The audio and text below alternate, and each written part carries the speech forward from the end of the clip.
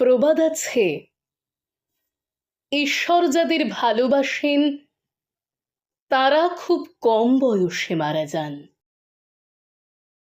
আমি ঈশ্বর মানি না, আপনিও মানতেন না। ওইটুকু তো ছেলে আপনি, একটা থাপ্পড় খেলে উঠে দাঁড়াবার জোর ছিল না গায়ে। শীর্ণ কাঁধ, সরু কবজি, সন্ধ্যাবেলায় কাঁপতে কাঁপতে বেঁচে থাকা। যাদবপুরের বেডে যখন আপনি শুয়ে, তখন সারা ইউরোপ কমিউনিজমের ভূত দেখছে। আমেরিকা ভুরু কুঁচকে কাটি দিয়ে ঘেঁটে দেখছে কার্ল মার্কসের লেখা। তখন আপনি একটা রোগা ছেলে কি সব ভয়ঙ্কর লেখা লিখছিলেন। ভয় করতো না? দেওয়ানের দূরের কথা, পুলিশ আপনার কলার ধরে মরা বেড়ালের মতো ডাস্টবিনে ফেলে দিলে আপনি কি করতেন?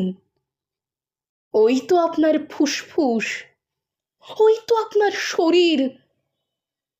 গোটা শরীরের মধ্যে জল জল করতো চোখ। কি অপূর্ব দুটো চোখ! একটা চোখে শ্রাবণ, একটা চোখে কিউবার মতো রাগ।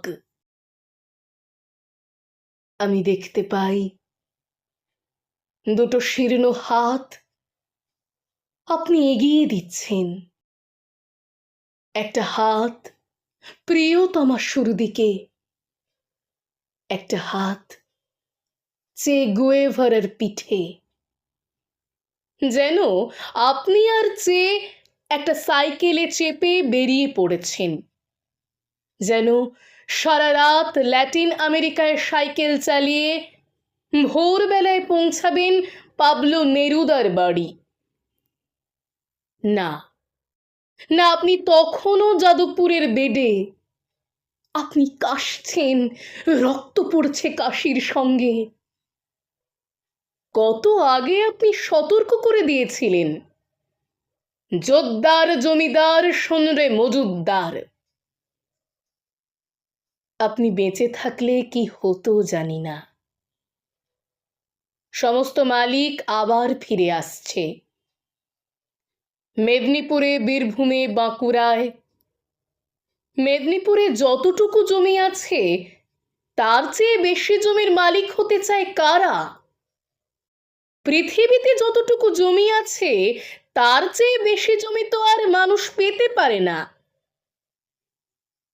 আপনি বেঁচে থাকলে কি লিখতেন আজ জানি না,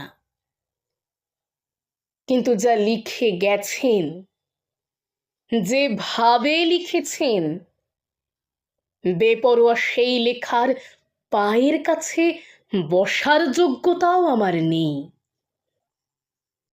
একটা বিপজ্জনক লাইন লিখেই ভয়ে মরি। বারবার কেটে, শিল্প দিয়ে ধুয়ে, জামা জুতো পরিয়ে তবে ছাপতে দেই।